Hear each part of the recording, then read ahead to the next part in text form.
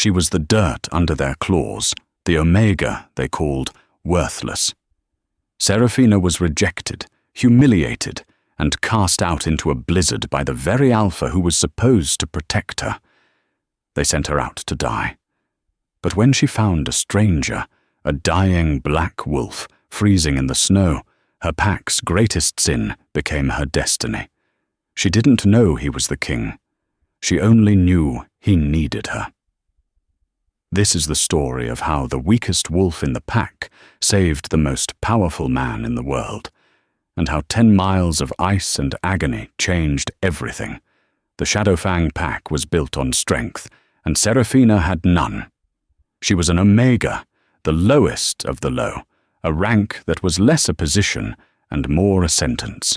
At 21, her wolf, Luna, was barely larger than a timber wolf, a pale grey shadow in a pack of brutes. She had no family to speak for her. Her parents had vanished in a rogue attack when she was a child, leaving her as the pack's designated burden. Her days were a blur of servitude. She mended the torn clothes of warriors who sneered at her, scrubbed the great hall floor until her hands were raw, and ate only the scraps left after the lowest-ranking pack members had taken their fill. The architect of her misery was Alpha Marcus Vance. He was a brute of a man, wide-shouldered and iron-fisted, who ruled the Shadowfang territory in the remote mountains of Montana. He saw Serafina's weakness as a personal insult, an imperfection in his otherwise dominant pack. His fated mate, Clara Jensen, was even worse. Clara, beautiful and cruel, used Serafina as a target for her boredom, finding new ways each day to humiliate her. "Serafina!" Clara's voice, sharp as broken glass, cut through the noise of the great hall. Serafina, who had been trying to discreetly clear plates, flinched, dropping a silver fork. It clattered loudly on the stone floor. The hall went silent. Alpha Marcus looked up from his high table, his eyes flat and cold. "What is it now, Omega? Can you not even clear a table without demanding our attention?" I'm sorry, Alpha. It slipped," Serafina murmured, her eyes fixed on the floor as she scrambled to pick it up. Clara let out a theatrical sigh. "She's just so clumsy, Marcus. Honestly, it's embarrassing. How can we be expected to host the Northern Conclave next month with her dropping things everywhere?" This was the opening they had been waiting for. The hunt this morning had been poor. A blizzard was rolling in from the north, thick and grey, promising to bury the territory for a week. The pack was restless and angry. They needed a target. Marcus stood, his massive frame silencing even the whispers. A poor hunt, a coming storm, and an Omega who cannot even carry a fork. It is a sign. He walked down from the platform, his heavy boots echoing. He stopped directly in front of Serafina, forcing her to shrink back. "You are a drain, Serafina," he snarled, his voice low enough for only her and the first few tables to hear, but his posture visible to all. "Your weakness leeches the strength from my pack. You are a bad omen." Tears pricked Serafina's eyes, hot and humiliating. She willed them not to fall. "Don't show them they've won." "You want to be useful?" Marcus grabbed her thin arm, his fingers biting into the bone. He dragged her to the heavy oak doors of the hall and threw them open. A wall of wind and fine, sharp snow blasted inside, making the fire pits hiss. The temperature in the hall dropped 10 degrees in seconds. The blizzard had arrived. "The southern traps," Marcus commanded, his voice booming over the howl of the wind. "They haven't been checked in 2 days. Go. Do not return until you have reset everyone." It was a death sentence. The southern trap line was 10 miles long, winding through the most treacherous, wind-blasted ridges of their territory. No one would check those traps in this weather. It was a pointless errand designed for one purpose: to get rid of her. "Alpha, please," Serafina whispered. terror finally breaking through her control. "The storm. I won't make it. The visibility is 0. "Then perhaps you will finally be of use to the pack," Clara said sweetly from her seat, feeding the carrion birds. Marcus shoved Serafina out onto the stone steps. "Go. And if you return empty-handed, or before the storm breaks, do not bother returning at all." He slammed the doors. The heavy thud of the bar dropping into place echoed in her ears, louder than the screaming wind. Serafina stood there for a long moment, the snow already melting on her thin tunic, chilling her to the bone. They had finally done it. They had cast her out. She had no coat, no supplies, only the threadbare clothes on her back and the small, trembling wolf inside her. Turning back was not an option. Staying meant freezing on the pack house steps. Her only choice was to walk. With a sob that was stolen by the wind, Serafina pulled her arms around herself and stepped off the porch, disappearing into the white void.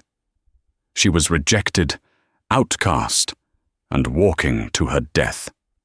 She had no idea she was walking toward her destiny. The world dissolved into a howling whiteness. Serafina had been walking for what felt like hours. The 10 miles of the trap line was an exaggeration. The start of the line was 3 miles away, up a steep ridge. The full line was 10. She knew she wouldn't even make it to the first trap. Her body was a constellation of pain. Her fingers were numb, her toes were blocks of ice, and the wind cut through her thin tunic like a serrated blade. Her own wolf, Luna, was whimpering in her mind, a small, frightened presence. "We must find shelter, little one. We must," Serafina projected, though she held no real hope. She stumbled over a fallen log, buried by the snow, and fell hard, her face plunging into a deep drift. The snow was soft, insulating, and for a terrifying second, she didn't want to get up. It would be so easy to close her eyes, to let the cold take her, to finally stop fighting. "No, we will not give them the satisfaction of finding our body." Gritting her teeth, she pushed herself up. That's when she smelled it. Beneath the ozone-sharp scent of the blizzard, there was something else. It was metallic, coppery, and thick. Blood. And beneath that, the scent of a wolf. A stranger. Her first instinct was terror. Rogues were common in these mountains, desperate, lawless wolves cast out from their packs. A lone omega in a blizzard was an easy meal, but the scent was wrong. It wasn't just the feral musk of a rogue. This scent was richer. It smelled of ancient forests, of ozone, of something that felt like authority, and it was fading. Curiosity, a stupid, suicidal impulse, pulled her forward.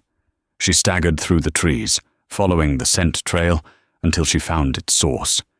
He was magnificent, and he was dying. He was a massive black wolf, easily twice her size, his fur so dark it seemed to drink the light from the snow-heavy sky. He was half buried in a drift, lying on his side. A dark, steaming stain was spreading out from his ribs, melting the snow around him. He was not from her pack. She knew every member of Shadowfang. This wolf was a stranger, an intruder. Pack law was absolute. Intruders were to be killed on sight, or, if you were an Omega, reported to the warriors. She took a half-step back, intending to circle around, to leave him to the storm. Then the wolf's head twitched. One eye, a startling deep amber, cracked open and found her. There was no malice in it, only exhaustion, agony, and a profound, shocking intelligence. He wasn't snarling. He wasn't threatening her. He was simply watching her. He huffed, a painful breath that misted in the air, and his eye slipped closed again. Serafina stood frozen. Leave him. Leave him. It was the law. It was survival. Helping him would be treason. Alpha Marcus would kill her without a second thought. He's going to die anyway, she told herself. Just like me. She looked at the dying wolf, then back in the direction of the pack house she could no longer see. They had sent her out here to die. They had rejected her. They had barred the door. What allegiance did she owe a pack that wanted her dead? "I'm not going to die out here," she whispered to the wind. "And neither are you." She waded through the snow to his side. The wound was bad, worse than she'd thought. It wasn't a claw mark or a bite. It was a deep puncture, black around the edges, and it smelled wrong. It smelled of silver and something herbal, something that made her wolf recoil. Wolfsbane. This wasn't a fight. It was an assassination. "Who did this to you?" she murmured, her numb fingers hovering over the wound. The wolf let out a low whine. He was fading fast. She couldn't shift and drag him. Her wolf was too small, and she needed her human hands. He was too weak to shift, even if he could. She couldn't carry him. He was at least 200 pounds of dead weight. But she couldn't leave him. She looked around frantically. Her eyes landed on two strong, straight saplings nearby. She had reset traps before. She knew how to make a snare. She could make a travois. With her hands already stiff and clumsy from the cold, Serafina set to work. She snapped off smaller branches, using the rough edges of a stone to cut through the bark. She tore strips from the hem of her own tunic, the only rope she had. It was a pathetic, flimsy creation, but it would have to be enough. It took her nearly an hour in which the wolf's breathing grew shallower. When she was done, she faced the hardest part. She put her shoulders against his uninjured side and pushed, grunting with an exertion that tore at her frozen muscles. She rolled him onto the makeshift sled. He groaned, a deep, rattling sound, but didn't wake. She looped the thickest branch ends over her shoulders, creating a crude harness. She took a deep breath, the air so cold it burned her lungs. "Okay," she panted, leaning forward, putting all her 120 pounds of body weight into the pull. "Okay, we're going." The travois scraped against the snow, then moved. An inch, then a foot. Serafina locked her eyes on the grey horizon and began to walk, dragging the dying stranger behind her. She didn't know where she was going. She only knew she couldn't stay. She was a rejected Omega, saving a wolf she should have left to die. The blizzard raged, and the 10-mile journey began. The journey was a special kind of hell. The 10-mile number was a black joke. Serafina had no destination. She was just moving, putting one frozen foot in front of the other, her world reduced to the white blur in front of her, and the agonizing weight behind her. The travois was a miserable failure. The branches snagged on hidden roots and rocks, and the strips of her tunic snapped one by one. Twice, the entire sled overturned, spilling the black wolf into the snow. The second time it happened, Serafina fell to her knees, the harness branches digging into her raw shoulders, and she wept. "I can't," she gasped, her tears freezing on her cheeks. "I can't do this. You're too heavy." The wolf, barely conscious, whined. It was a sound of pure misery. "Get up," the voice was her own, but it felt new. It was hard, stripped of its usual fear. "Get up, or you both die here. Give Clara the satisfaction. Get up, rage, cold and sharp, cut through her despair." She got up. She abandoned the travois. She had to drag him. She wrapped her arms under his forelegs, locked her hands over his chest, and pulled. She walked backward, step by agonizing step, using the power of the blizzard to hide her tracks. It was slower. It was agony. But she was moving. She estimated she was 5 or 6 miles from the pack house, deep in the uncharted southern woods where no patrols ever bothered to go. The blizzard was a blessing and a curse. It was killing her, but it was also hiding her. After what felt like a full day, as the grey light began to dim into an even darker, more ominous twilight, she found it. A cleft in a rock face, hidden behind a curtain of ancient, snow-laden pines. It was a fox den, or perhaps an old wolf den, long abandoned. It was shallow, barely high enough for her to crouch in, but it was out of the wind. It was shelter. With the last of her strength, she hauled the black wolf into the narrow opening. He was a dead weight now, his breathing terrifyingly shallow. She collapsed next to him, her body shaking so violently she thought she might break, but she couldn't rest. "Fire," she muttered, her teeth chattering. "We need fire." Her hands were claws, useless and white with frostbite. She rubbed them frantically against her jeans, screaming in frustration and pain as the feeling, pins and needles, returned. She fumbled in her pocket for the small survival kit she always carried, a habit beaten into her by 1,000 pointless errands. A small flint, a steel, and a waterproof tube of dried moss. She gathered bark and dry twigs from the very back of the small cave. It took her 20 minutes to get a spark, her hands shaking too badly to strike the flint. Finally, a spark caught. She blew on the tinder, her breath weak, until a tiny, precious flame licked to life. She fed it twigs, then larger branches, until a small, smoky fire crackled between her and the cave entrance. It was a beacon, a terrible risk, but without it, they would freeze before morning. The warmth was the most intense pleasure she had ever known. She turned her attention to the wolf. In the flickering light, his fur was matted with frozen blood. She used the last of her strength to shift, her bones cracking and reforming.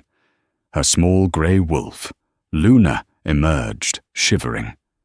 Luna was weak, but she had a wolf's tongue and a wolf's endurance.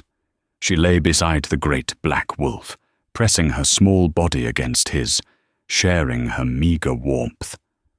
She began to lick the wound, cleaning the silver and wolfsbane from his fur. The poison tasted like ash and death. He whimpered, but his breathing seemed to steady, just a fraction. Serafina stayed in her wolf form, a tiny guardian for a fallen giant. She was an omega, a reject, hidden in a blizzard, protecting a stranger who should have been her enemy. She had survived the 10-mile journey. Now, she just had to survive the night. While Serafina fought for her life in the blizzard, Alpha Marcus Vance was fighting to control his panic. He stood by the great hall's fireplace, a glass of whiskey in his hand, his knuckles white. The royal guard had arrived an hour ago. Not a diplomatic visit. This was a search party. They had burst in, 5 of them, their black and silver uniforms stark against the rustic wood of his hall. They were led by a man named Commander Gideon, whose scarred face and dead eyes promised violence. "Alpha Marcus," Gideon had said, his voice a low rumble. "We are tracking a priority target. His trail went cold 20 miles north of your border. We have reason to believe he may have crossed onto your lands." Marcus had forced a look of polite concern. "A priority target, Commander. A rogue? We have had no such sightings." Gideon stared at him, unblinking. "We are searching for Alpha King Elias Thorne." The name hit the room like a physical blow. The Alpha King, the ruler of all packs in the Northern American territory. "Here?" Clara, from her seat, gasped. "The king, here!" "His Majesty was on a private tour of the northern border territories," Gideon said, his eyes scanning the room, assessing every warrior. "His escort was ambushed. We believe it was an inside job, aided by local traitors." Marcus felt a cold sweat break out on his neck. "Traitors? In my territory? Impossible." "We will be the judge of that," Gideon said. "My men will require quarters, and we will be searching your lands, with or without your permission." Marcus nodded, his jaw tight. "Of course, Commander. My pack is at your disposal. We will find our king." As Gideon and his men were shown to the guest wing, Marcus grabbed his beta, James Foreman, by the arm and dragged him into his private study. "You idiot!" Marcus hissed, slamming the door. "You said the poison was clean." James, a lanky, nervous man, recoiled. "It was, Alpha. Silver nitrate and concentrated wolfsbane. A pinprick is enough to stop a heart, let alone the dose we put on that arrow. He should be dead. The ambush team confirmed he was hit." "He's not dead." Marcus slammed his fist on his desk. "He's out there, in that blizzard, and his personal guard is here. If they find him, if he talks—" "He won't talk," James said, a little too quickly. "He'll freeze. That poison, it stops the healing, it forces the shift. He's trapped in his wolf form, wounded, in the middle of a blizzard. No one can survive that. We're in the clear. The storm is our alibi." Marcus paced the room, his mind racing. He had made a deal with Viscount Valerius, a rival to the king's throne. Valerius had promised Marcus full control of the entire Montana territory if he helped remove the king during his tour. It had been so simple. A hunting accident. But now— "Loose ends," Marcus muttered. "There's a loose end." James looked confused.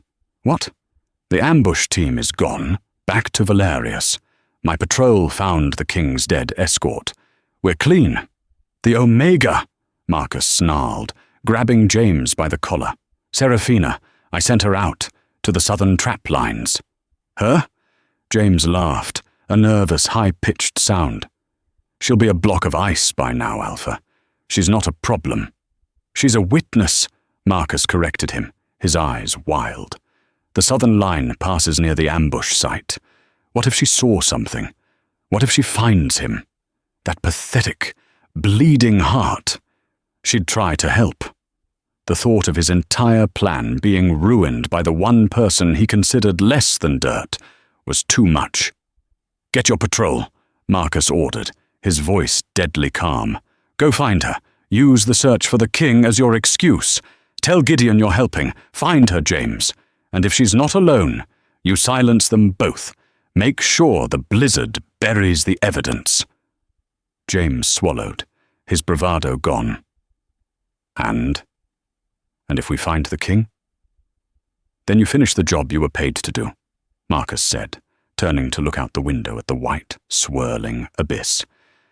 "And you make damn sure that Omega never speaks again." Warmth. That was the first thing his shattered senses registered. Warmth and the smell of wood smoke. The second was the pain. It was a living thing, a fire that burned from his ribs and spread through every vein, leaving him weak and human. He opened his eyes. He was in a small cave. A tiny fire crackled near the mouth, its smoke cleverly drawn up through a fissure in the rock. He was on a bed of pine boughs, covered in a thin, worn tunic. And he was not alone. Curled at his feet, in the shape of a small grey wolf, was his savior. He remembered flashes, the ambush, the searing pain in his side, his wolf, Lycaon, forcing the shift as a desperate defense, only for the poison to trap him there, stumbling through the snow, bleeding out, knowing he was dying. And then a scent, pine and old books and fear. A girl. He remembered her dragging him. He remembered the cold. He remembered this cave. He tried to sit up, but a wave of nausea and agony slammed him back down. "Careful," a soft voice said. The small wolf at his feet stirred, lifted its head, and in a shimmer of movement, it was gone. In its place sat the girl from his memory. She was young, maybe 21, and painfully thin. Her grey tunic was torn, her hands were wrapped in bloody rags, and her face was gaunt with exhaustion and frostbite. But her eyes Her eyes were a clear, startling blue, and they held no fear. Only concern. Who are you?" he rascalped, his throat raw. "My name is Seraphina. I'm from the Shadowfang Pack." She gestured vaguely. "You're safe, for now. The blizzard is covering us." He pushed himself up on one elbow, gritting his teeth. He was human again. The shift must have happened while he slept, a sign that the poison was finally wearing off. He looked down. His wound was still there, a blackened, angry puncture, but it was closed. It was healing. She had cleaned it. She had kept him warm. She had saved his life. "They sent you out in this?" he asked, his voice rough with authority he couldn't quite hide. She flinched, looking down at her hands. "I'm the Pack Omega. I was sent to check the traps." He knew what that meant. It was an execution. "You should have left me," he said, not unkindly. "I'm an outsider. Helping me. They will kill you for this." "They were going to kill me anyway," she said with a bleak simplicity. "At least this way I did something. Your bleeding stopped, but you were so cold. I had to start the fire." She looked worried. "I hope they can't smell the smoke." "They won't. The wind is too strong." He studied her. She was starving, frost-bitten, and had given him her own tunic as a blanket. This Omega, this reject, possessed more courage than half his royal guard. "What is your name?" she asked. He hesitated. "Elias." "Elias," she repeated. "You need to rest, Elias. Your wound, it's not a normal one. I am aware." He shifted, trying to find a position that didn't set his nerves on fire. As he moved, the small cave filled with his scent, and Seraphina's world tilted on its axis. Her wolf, Luna, who had been silent and dormant, suddenly rose up in her mind, screaming a single, impossible word. "Mate." The scent hit her like a physical blow. It was the same scent she'd smelled on the black wolf, but now it was 1,000 times stronger, unfiltered by his injury. It was the smell of ozone and pine, and a power that called to the very core of her being. Elias went rigid. He stared at her, his amber eyes widening in disbelief. He had been so focused on the pain, the betrayal, that he hadn't noticed. Now, he did. The air in the cave crackled. Her scent, the one he'd registered as pine and fear, now resolved itself into the most intoxicating aroma he had ever known. It was the other half of his soul. "No," Seraphina whispered, shaking her head, backing away until she hit the cold stone wall. "No, that's not possible. I'm an Omega. You're an Alpha, a strong one." "It's possible," Elias said, his voice a low growl that vibrated in her bones. He was stunned. The fates had a cruel sense of humor, to send him his mate in his weakest moment, in the form of a girl who was herself on the brink of death. "Mate," he breathed. The word was a vow. Before Seraphina could process the impossible, a new sound cut through the howl of the wind, shouting, and the scent of pack. Seraphina's blood ran cold. "No! Oh, no!" She scrambled to the cave mouth and peered through the curtain of pine. Through the swirling snow she saw them, 4 wolves in their shifted form, tracking through the snow, and leading them, in his human form, was James Foreman, Alpha Marcus's beta. They weren't a rescue party. They were a hunting party. And they were heading straight for the smoke. "They found us," she whispered, pure terror gripping her. "James, he's Alpha Marcus's beta. They're here to kill us." Elias was already on his feet, ignoring the fire in his ribs. He was weak, human, and unarmed. But he was a king. "Get behind me, Seraphina," he commanded. "Elias, you can't," she cried. "You're injured. They'll tear you apart." "They can try." The figures grew closer. James stopped, sniffing the air, and pointed directly at their hiding spot. "There, the smoke! Flush them out!"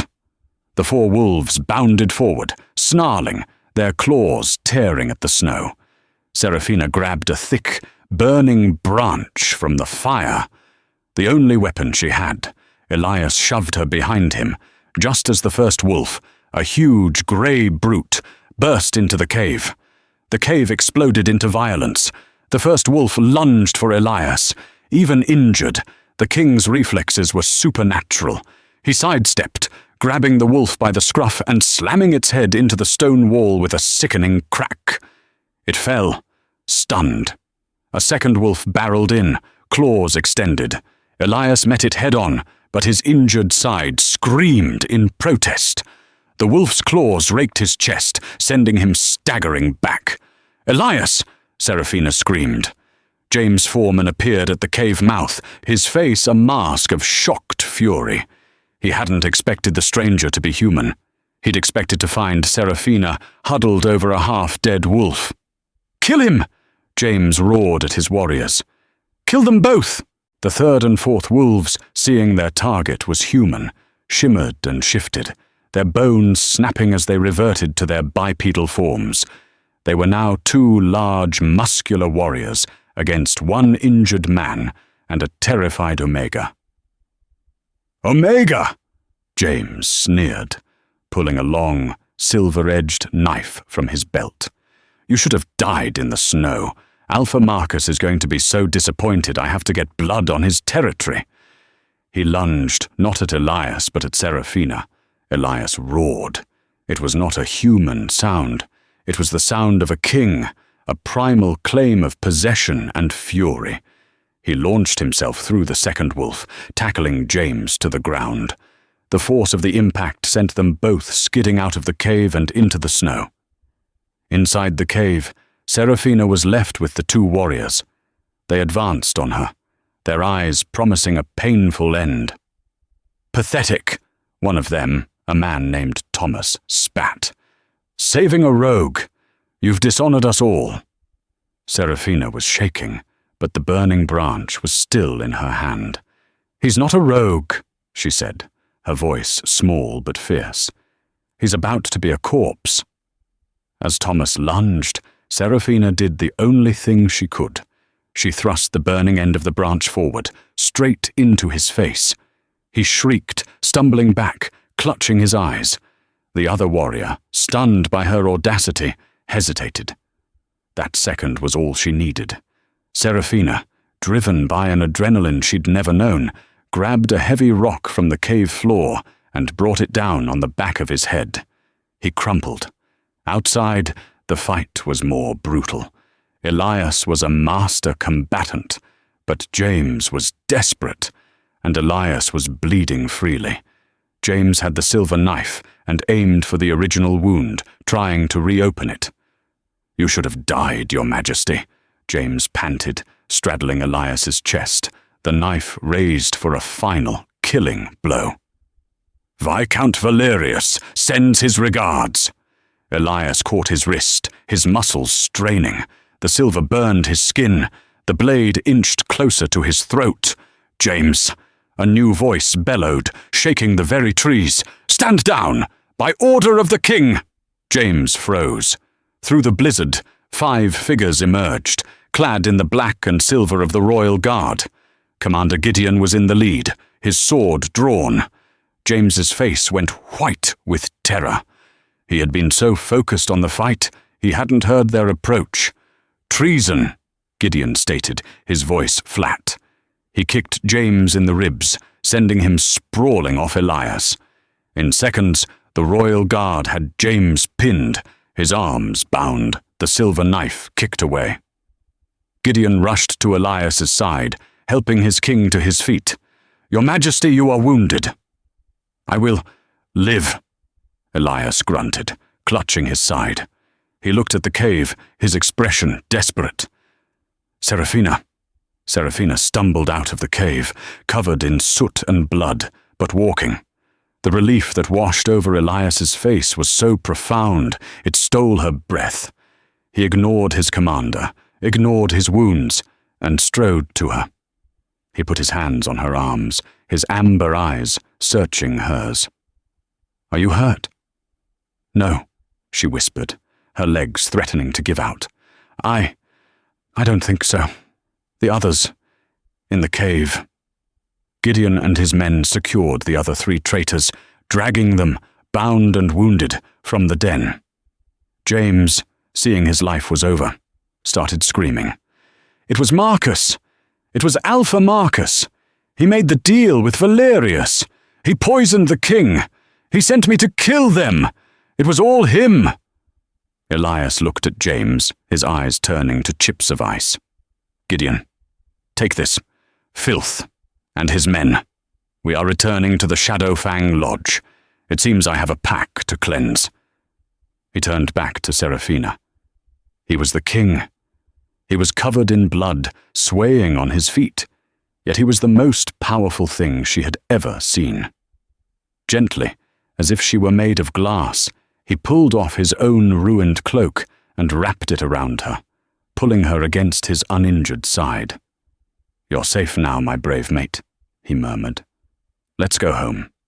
The command, "Let's go home," hung in the frozen air. It was a word that held no meaning for Seraphina. Home had been the place of her torment, a collection of stone walls that offered no warmth, no safety. The journey back was a grim procession, a staggering march against a wind that seemed furious at their survival. Elias was a towering inferno of pain and purpose. He had accepted Commander Gideon's support, his left arm draped over the soldier's shoulder, but his right arm was a band of steel around Seraphina's waist, pulling her flush against his uninjured side. He used his own body as a shield against the blizzard, tucking her head under his chin. He was a furnace, and despite the blood and the cold, she had never felt so warm. The royal guard formed a protective diamond around them.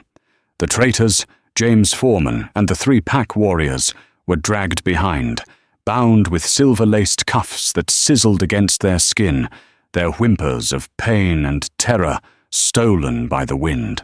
Seraphina walked in a daze. The world had tilted.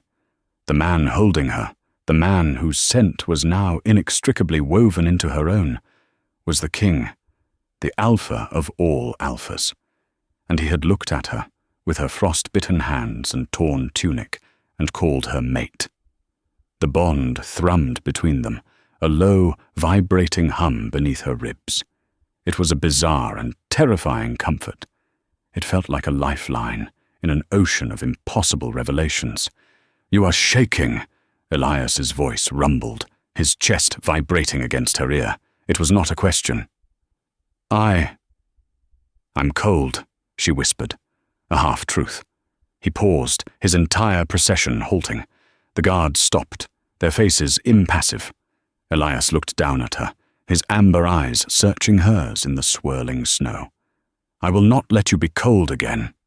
He pulled the ruined, blood-soaked cloak tighter around her, his fingers brushing the frozen skin of her neck. The simple touch sent a jolt through her that had nothing to do with fear. "This will be over soon, Seraphina, I promise you." She had to ask. The words tumbled out, hoarse and small. "What he said, James, about Viscount Valerius. It's true?" Elias's jaw tightened, his profile hardening into granite. "Valerius is a snake. I should have beheaded a year ago. He covets my throne. He saw my tour of the northern territories as an opportunity. And your alpha," he spat the word like poison, "was his greedy, idiotic pawn." He looked ahead, his eyes fixed on the faint, distant glow of the pack house. "Marcus Vance sold his king for a few more acres of land. He is a fool, and he will die as one." The finality of it chilled her more than the blizzard. This was the world of alphas, of kings and politics, a world of blood and betrayal she had only glimpsed from the scullery. Now she was at its very center. As the tree line broke, the pack house loomed before them. The great hall was lit, its windows a defiant, warm yellow against the screaming white of the storm. For Seraphina, it was the mouth of the beast, her legs locked. This was the place she had been cast from. This was the building where every hand had been raised against her, where her name was a synonym for worthless. She couldn't go back in. Elias felt her falter. He stopped the procession again, just yards from the heavy oak doors. He gently gripped her chin, ignoring his commander's impatient presence, and forced her to meet his gaze.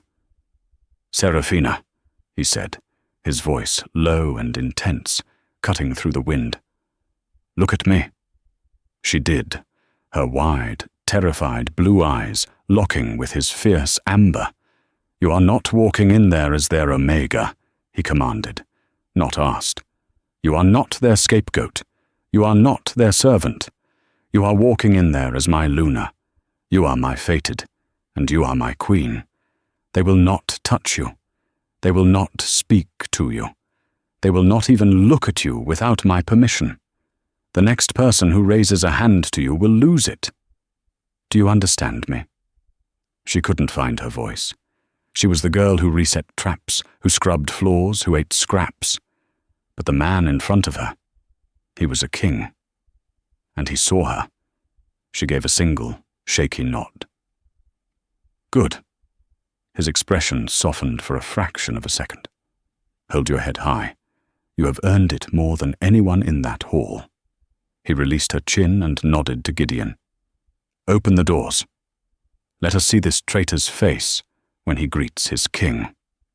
The great hall of the Shadowfang pack was loud, not with celebration, but with restless, nervous energy.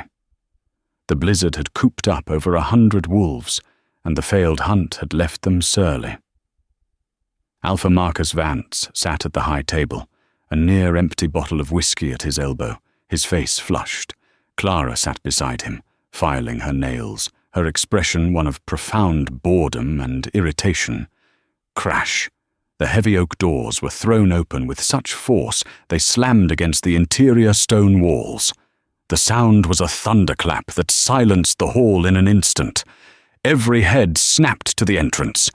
2 of the royal guard entered first, their black and silver uniforms stark and foreign, their weapons drawn. They moved with lethal efficiency, fanning out to secure the room, their dead eyes scanning the pack members, who froze, cups halfway to their lips. A path was cleared, and then he entered. Alpha King Elias Thorne. The pack collectively gasped. He was a terrifying sight, bare-chested, his body a canvas of muscle, sweat, and blood. A fresh, makeshift bandage was wrapped around his ribs, but the crimson was already seaming through. He was being supported by Commander Gideon, but he walked on his own feet, his chin high, his power rolling off him in suffocating waves. He was the apex predator, and he had just walked into a den of lesser wolves. And at his side, tucked under his arm, held against him as a precious, non-negotiable possession, was Seraphina. The pack stared, their minds unable to process the scene. They saw their king, wounded but alive, and they saw their Omega, who was supposed to be dead in the snow, wrapped in the king's cloak, held by the king's arm. Marcus Vance shot to his feet, his heavy wooden chair crashing to the floor behind him. The blood drained from his face, leaving it a pasty, terrified grey. "Your Majesty!" he boomed, his voice a false, hearty attempt to cover his shock. "You are alive. Thank the fates. We have been searching for you. My men are out in this very storm, scouring the territory." Clara's reaction was different. Her eyes bypassed the king and locked directly onto Seraphina. Her perfectly plucked eyebrows rose in disbelief, which instantly twisted into a mask of pure, unadulterated hatred. "You!" she hissed, her voice cutting through her mate's bluster, forgetting her audience entirely.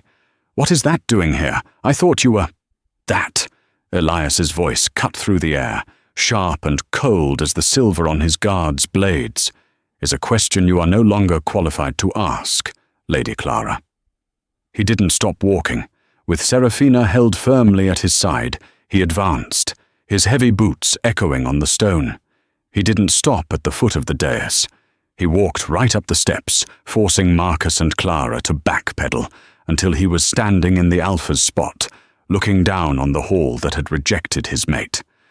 "Alpha Marcus," Elias's voice was dangerously, deceptively calm.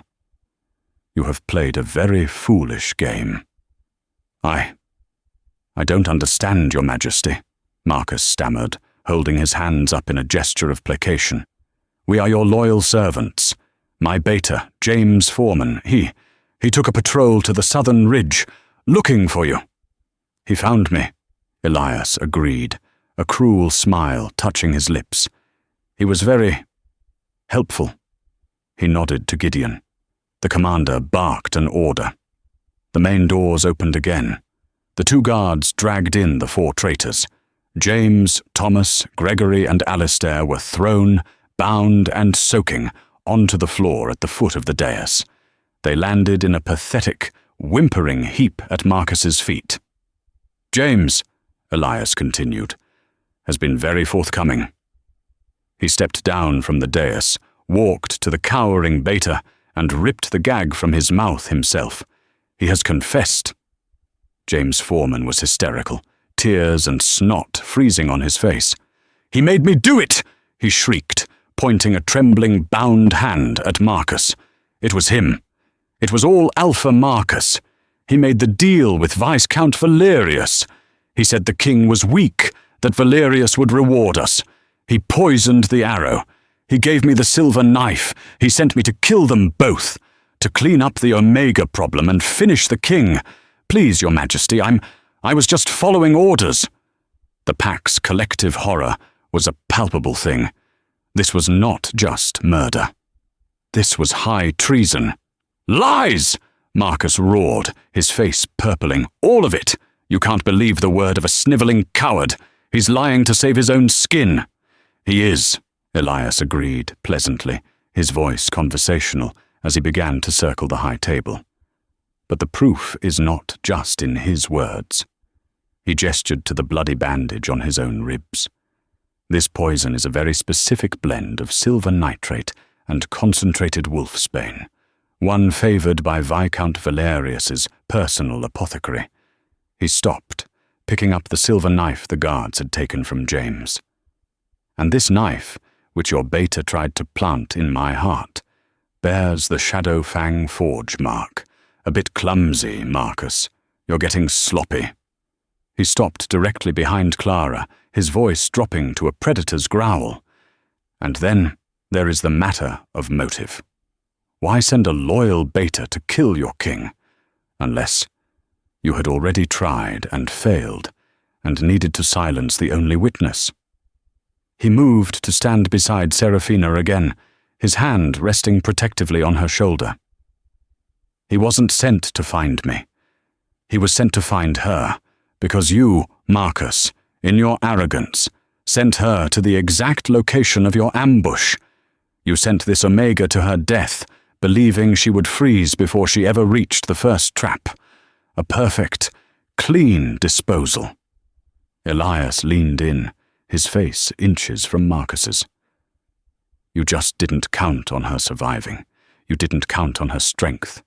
And you certainly," his voice dropped to a whisper, "didn't count on her saving my life." Clara had been shaking, her world dissolving. But the sight of Seraphina, the object of her daily scorn, being lauded as a hero, it was too much. Her vanity and cruelty shattered her fear. "She's lying!" Clara shrieked, her voice cracking into a hysterical screech. "That pathetic, manipulative bitch! She's a worthless, rankless Omega. She probably led you into the trap herself. She's a whore, trying to sleep her way to a rank she will never, ever earn. She's nothing." The hall went dead silent. The only sound was the wind. Seraphina flinched as if Clara had struck her, every cruel word a physical blow. Elias did not move for a full 5 seconds. He just looked at Clara, his expression utterly blank. When he finally spoke, the temperature in the hall dropped 10 degrees. "She is my fated mate." The words were an atom bomb. Marcus stumbled back, his hand clutching his heart, as if Elias had physically stabbed him. Clara's face contorted into a mask of grotesque disbelief, jealousy, and pure, undiluted horror. "No," she whispered, her painted lips trembling. "No, that's impossible. The fates, they wouldn't, her?" "The fates are wiser than you," Elias said coldly. He turned his burning gaze back to Marcus. "You have heard the confession. You see the proof. You have witnessed the betrayal. Marcus Vance, James Foreman, Thomas, Gregory and Alastair are found guilty of high treason against the crown and the attempted murder of their future queen." His voice rang with the finality of a death knell. "The sentence is death, immediately." "No!" Marcus roared, a desperate animal sound, and finally tried to shift. But he was too slow, too drunk, too terrified.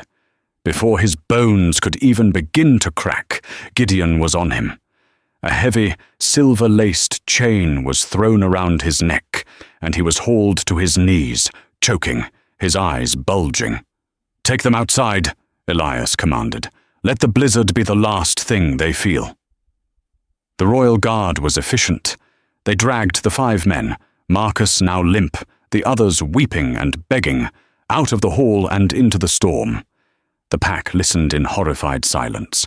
There were no long, drawn-out screams, just the swift, wet, final sounds of justice being served. Elias turned to the last remaining traitor, Clara. She had sunk into her chair, a whimpering, broken doll. "As for you, Lady Clara," Elias said, his voice void of all emotion, "you did not plot my death, but you aided in the humiliation and attempted murder of your queen. You are stripped of your rank. You are stripped of your name. You are stripped of your pack. You will be taken to the royal dungeons and await my further judgment. You always enjoyed seeing others on their knees. You will spend the rest of your miserable life scrubbing floors. We'll see how you enjoy the view." 2 guards hauled her to her feet. "No, please! No, Serafina, tell him I didn't mean it. Please!" Serafina, who had watched her tormentor's life unravel, said nothing. She just watched as the woman who had made her life hell was dragged away. Her pleas fading down the hall. Silence. A heavy, terrified silence descended. Elias, wounded and bleeding, stood with Serafina in a hall full of shocked, leaderless wolves. He turned to them, his fury receding, replaced by the cold, clear authority of a king. "Your alpha is gone," he announced, his voice filling the hall. "Your pack, as you knew it, is broken by his treachery. From this day, the Shadowfang pack is dissolved. This territory and all its members are now absorbed into the royal territory, under my direct and immediate rule." He gently pulled Serafina from behind him and stood her in front of him, his hands on her shoulders, forcing her to face the people who had tormented her. She was shaking from head to toe, but she did not drop her gaze. "You will not be without a leader," he said, his voice softening just enough for the first few rows to hear. "You will answer to her." He traced the line of her jaw with his thumb, his gaze full of a fierce, possessive pride. "This woman, whom you called Omega, whom you scorned and beat and starved, this woman carried your king 10 miles through a blizzard with a poisoned wound in his side. She made fire from nothing. She guarded him with her life. She faced down 4 of your strongest warriors, armed with nothing but a burning branch and a rock to protect him. She has the heart of a wolf and the courage of a queen." He turned her to face him, his amber eyes blazing with a fire that was no longer anger, but a new, brilliant, consuming adoration. "Seraphina of Shadowfang, my fated mate, my Anamkara," he said, his voice ringing with power. "I claim you, here and now, before all packs and under the eye of the moon goddess herself." He lifted her chin, tilting her face up to his. "You are no longer rejected. You are no longer outcast. You are no longer Omega." He leaned down and kissed her. It was not a gentle, tentative kiss. It was a claiming. It was a brand.